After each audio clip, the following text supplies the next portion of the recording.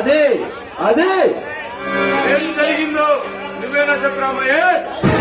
అసలు ఏం జరిగింది?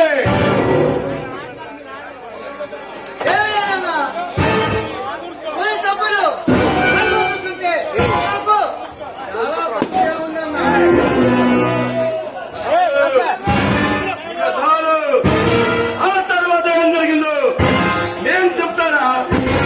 మీరు బంధించి తీసుకెళ్ళనా? ఆ ఎస్ఐ శివరాముని ఆ భయంకర్ గారు చంపేశాడు కదా, అంతేనా? అవునా?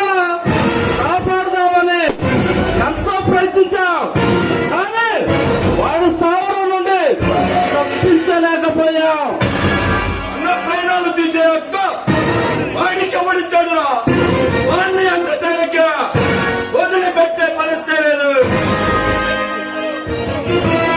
మీరిద్దరు నా మనసులని మనం ముగ్గురం కలిసి ఈ సమాజాన్ని పట్టిన చీడ పురుగులు అంతే ఆ పరిగెరు కానీ వాడు తొత్తుల్ని తరవన్నా చంపేయడానికి కంకణం కట్టుకున్నామని సంగతి ఎవరికి తెలియకుండా ఉండాలి.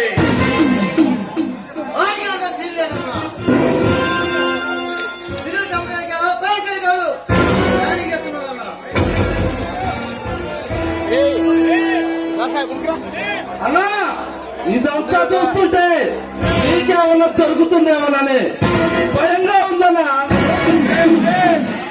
ఆ శివుడు మూడో కన్ను తెచ్చిన మీ విక్రమ్ కన్నెర చేసిన మందేది అగ్ని మిగిలేది పసుపు.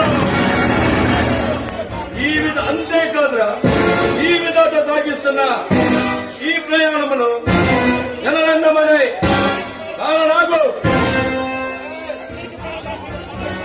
ధనదాహంతో చెలరేకపోతున్న బడ రాజకీయ నాయకుల్ని అంతం చేసే వరకు మీకు కానీ సమాజంలో స్థానం ఇచ్చిన మీకు కానీ ఎవరికి రాకుండా చూసే బాధ్యత నాది.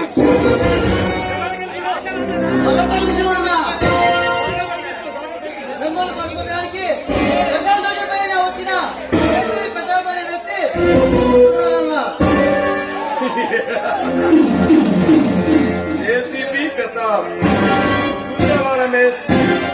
ఈ ప్రభుత్వం చేసే పొరపాటు దీన్నే ఆవేశం అంటారు.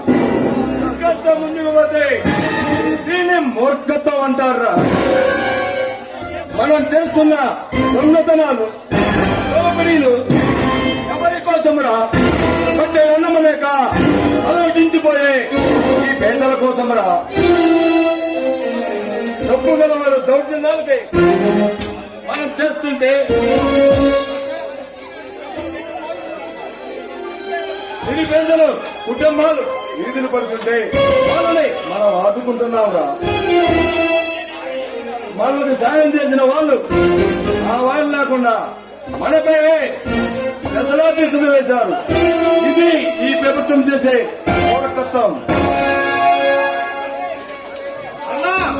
ఇదంతా చూస్తుంటే మీకేమైనా జరుగుతుందని భయంగా ఉందన్నా. మనక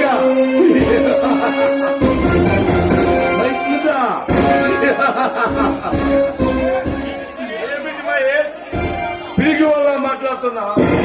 ఈ విధంగా సాగిస్తున్నా ఈ జనరంగములు కాలనాగేమని ఈ జనరంలో తిరుగుతూ పద్ధతులు వాళ్ళే బాధ్యమయ్యాల్సి వస్తుంది.